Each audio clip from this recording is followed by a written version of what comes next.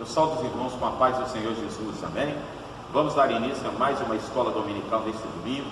Eu convido você a curvar a sua cabeça e fazer uma oração ao Eterno neste momento. Pai Santo, Pai querido, Pai amado, Senhor, nós queremos te agradecer pela noite que nós passamos e pelo dia de hoje.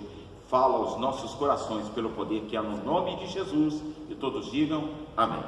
Querido, a temática que nós vamos abordar nessa manhã na escola dominical, estamos estudando nesse trimestre a revista Ser o Verdadeiro Cristão.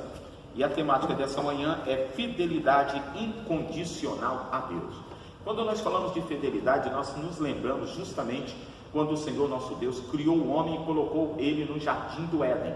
E ali foi passado para ele uma ordenância ali no jardim do Éden, e nós conhecemos muito bem essa história. E nós vamos estar contextualizando este texto, na verdade, o texto de Daniel, pois o texto bíblico base está baseado no livro de Daniel, no capítulo 3, do versículo 16 ao 20, 23, 25 e 27. Nós vamos abordar um pouco de Gênesis também, porque toda a história da raça humana está ligada à fidelidade, aquilo que Deus exige da minha parte e da sua parte. Ser fiel até a morte e dar-te-ei a coroa da vida. É o que está registrado justamente no texto áureo, no capítulo 2, no versículo 10. Ser fiel até a morte e dar-te-ei a coroa da vida. Daniel capítulo 3, como eu disse, versículo 16, diz assim: responderam Sadraque, Mesaque e Abednego e disseram ao rei Nabucodonosor: eis que o nosso Deus, a quem nós servimos, é que nos pode livrar. Ele nos livrará do forno de fogo ardente e da tua mão, ó rei. O texto bíblico base, a palavra introdutória diz assim: o verdadeiro cristão esforça-se para ser fiel em todas as circunstâncias da vida. Ou seja, que circunstâncias da vida são essas? Mesmo na hora da alegria, como na hora da tristeza. Mesmo na hora que está empregado, como está estando desempregado. Mesmo estando com saúde, mesmo estando enfermo. Isso aí é algo do cristão. O cristão é colocado muitas das vezes à prova pelo nosso Deus neste momento. E às vezes nós pensamos: é o inimigo que fez isso. Deus prova verdadeiramente aquele que é cristão, que o serve de todo o coração. Nós somos provados o tempo todo enquanto nós estivermos aqui nessa terra. E eu falei justamente de Gênesis porque quando o Senhor nosso Deus, ele criou o homem, ele colocou no lugar chamado Jardim do Éden, né? E nesse lugar ele disse: olha, de toda árvore, todo fruto que tiver no jardim, você pode comer, porém, da árvore que está no centro, no meio da ciência, que é do conhecimento do bem e do mal, nela não tocarei, pois no dia que tocar, certamente morrerei. Conhecemos a história muito bem e sabemos que o pecado foi introduzido ali naquele lugar por causa da desobediência, ou seja, porque o homem foi infiel à ordem do Senhor nosso Deus. E o tema, toda essa temática está condicionada à fidelidade incondicional a Deus. O que é uma fidelidade incondicional? Sem colocar condições, porque a Bíblia vai nos dizer, mesmo que nós sejamos infiéis, Deus permanece fiel para conosco, tá? E a fidelidade, ela deve ser, muitas das vezes também, demonstrada, tá? A palavra de Deus diz que aquilo que o homem semear, isso também se fará. A lealdade cristã deve ser demonstrada em todos os momentos da vida, no nosso trabalho, tá? Na vida em família, no relacionamento com o próximo. Ao agir com fidelidade, o cristão colherá o produto de sua semeadura. Ou seja, no nosso trabalho, na faculdade, aonde você estiver, relacionamento com os amigos, seja fiel em todo o tempo, tá? E ela deve ser demonstrada, porque demonstrar a fidelidade não significa apenas falar sobre o assunto, porque muitas das vezes até falam bonito, mas são infiéis. Fidelidade implica constância, não é ser fiel hoje e infiel amanhã. É como um casamento, um cônjuge, né? Quando nós se casamos, é para viver uma vida toda até a morte. Está lembrado lá quando você fala, quando o pastor vai dizer: até que a morte vos separe. Então é para ir até o fim verdadeiramente, tá? Nós vamos tratar de 1.1 no serviço prestado ao Senhor. A fidelidade na área do serviço prestado ao Senhor. Não é o simples fato de executar uma tarefa que agrada ao Senhor. O crente deve ter o cuidado de desenvolver o trabalho que lhe foi confiado da maneira indicada e não do modo que lhe convém ou lhe pareça mais acertado. Nós temos aqui a parábola, na verdade está em Mateus, no capítulo 24 e no versículo 46, eu quero ler rapidamente aqui. Os irmãos, se você tiver a Bíblia aí, abra na sua casa, Mateus, capítulo de número 24, glória a Deus, Mateus 24, versículo 46, aleluia, 24,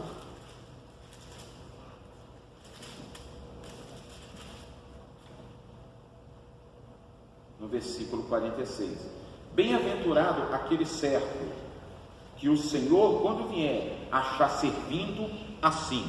Por que está escrito esta palavra aqui, justamente em Mateus, no capítulo 24, no versículo 26? Porque foi dado a este servo, é uma parábola, talentos foi dado a ele, para granjear. Será que quando o Senhor nosso Deus voltar, vai achar ele servindo verdadeiramente da forma correta? Então, querido, trabalhar para o Senhor não é da forma que nós queremos, mas é da forma certa que nós devemos trabalhar na obra do Senhor, tá? Na ajuda ao próximo, devemos ser fiéis também na ajuda ao próximo. O apóstolo Tiago ensina que as boas obras não redundarão em proveito algum se alguém pedir auxílio e lhe for dito apenas, vai em paz. Uma fé sem atitude não é viva. A fidelidade do cristão deve ser concreta na prática, a ponto de ser observada pelos demais. Ou seja, não adianta só você, uma pessoa tem necessidade, vai em paz. Você deve provar isso, você deve praticar verdadeiramente essa fidelidade para com seus irmãos. De acordo com os ensinamentos do Senhor, o crente deve atender e ajudar constantemente os necessitados e não lhe virar as costas. Muitas pessoas viram as costas quando o irmão, e eu estou falando para os nossos irmãos da fé, precisam de ajuda e as pessoas viram as costas para esses irmãos. Devemos ser fiel nos compromissos firmados também, tá? Não são poucos os chefes de família que se endividam para manter as aparências, gastando mais do que ganham. Nesse caso, a primeira mostra de infidelidade evidencia-se na sua relação com os dízimos e com as ofertas. Muitas pessoas deixam de contribuir com o serviço da igreja, porque não sabem gerir adequadamente seus recursos financeiros. Outros, no entanto, são infiéis na questão do dízimo, porque são avarentos e cobiçosos, e ainda existem aqueles que pensam ser mais corretos, distribuindo o dízimo à sua própria maneira. Em todos esses casos, há clara manifestação de infidelidade. O que é isso que o autor colocou aqui para nós?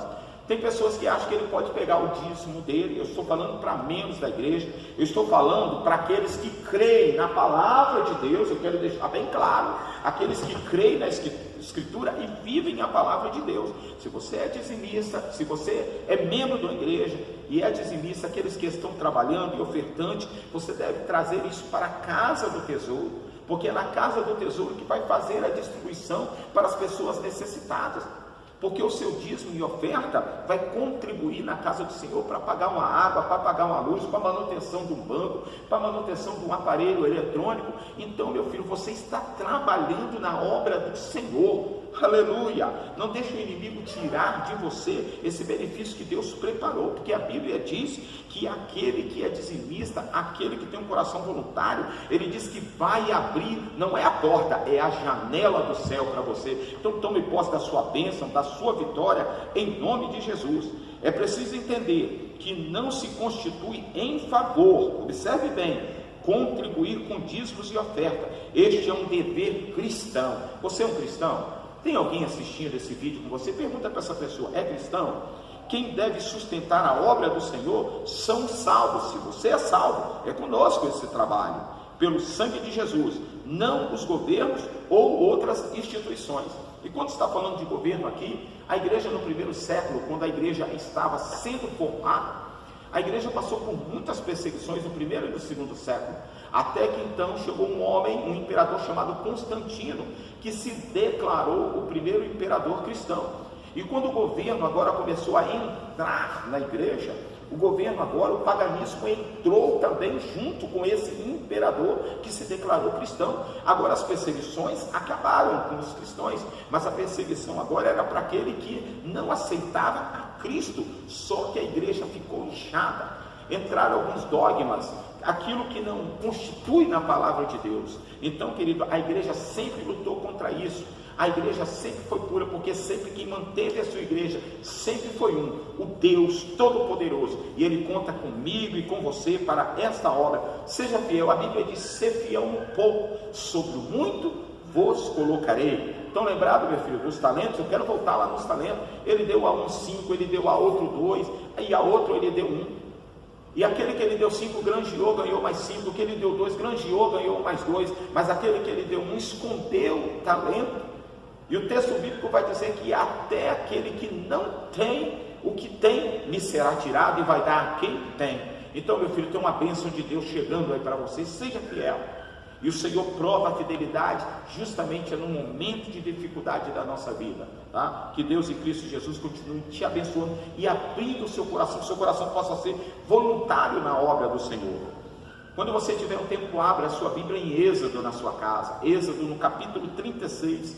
Você vai observar ali que o Senhor nosso Deus vai ordenar ao líder chamado Moisés que pedisse muita oferta àquele povo, àquela nação que estava sendo formada.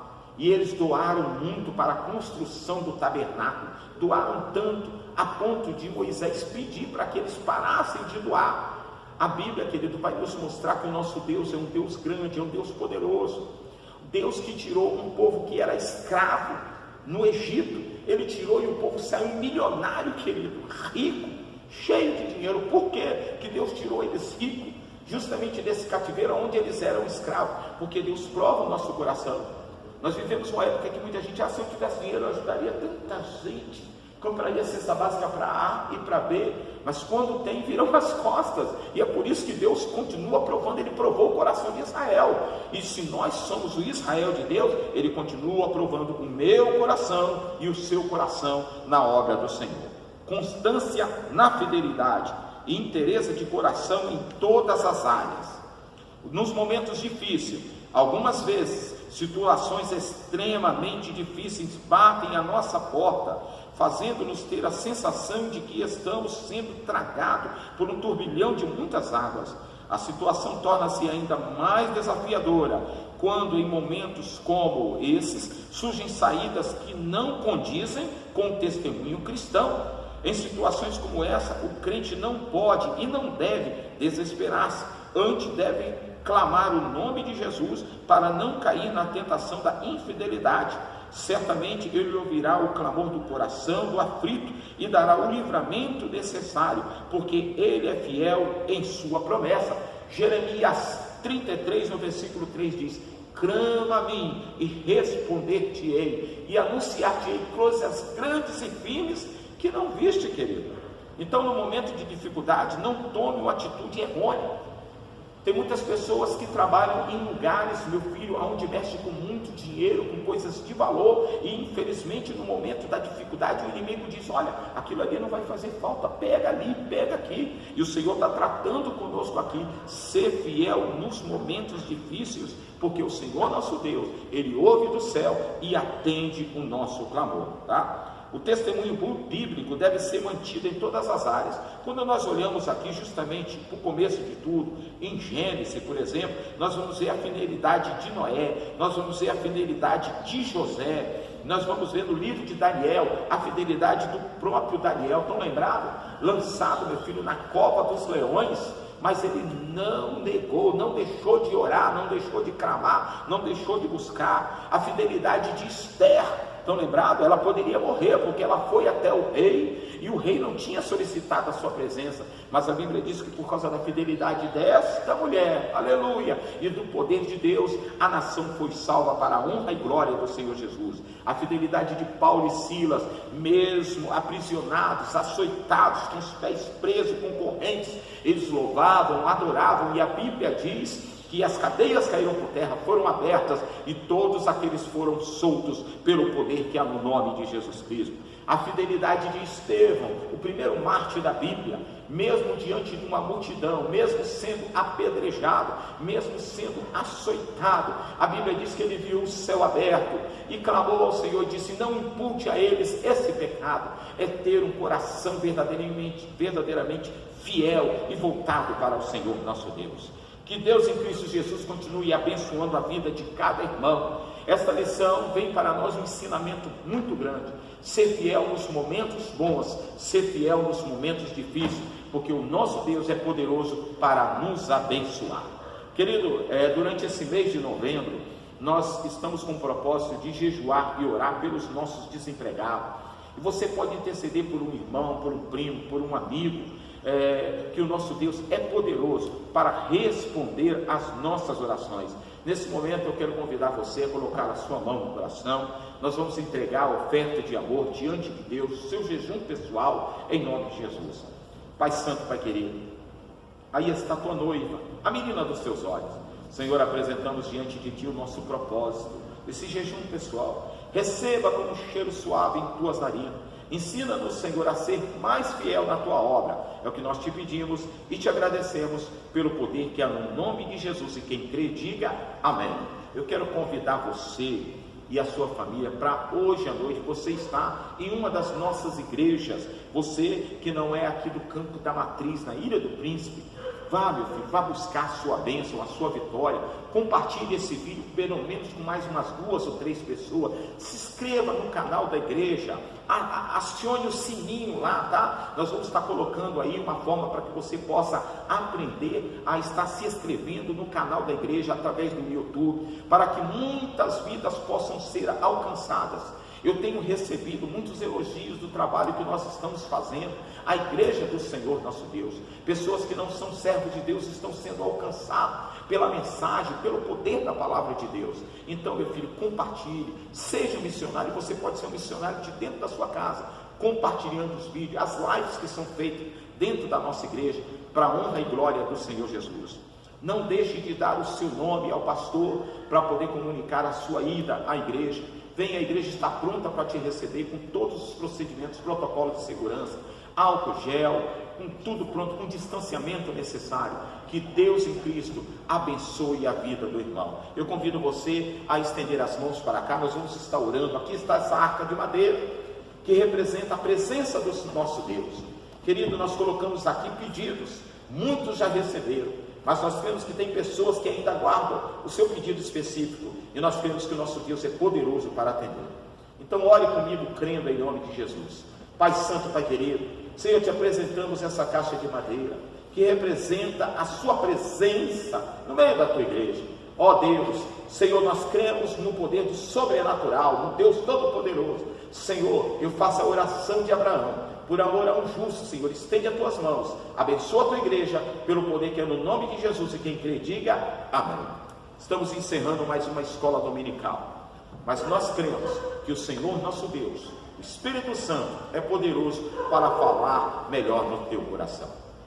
Que o grande amor de Deus, a graça do nosso Senhor e Salvador Jesus Cristo e as consolações do Espírito Santo estejam com todos que aguardam a breve volta de Jesus. Digam todos, amém. Vão na força do Senhor.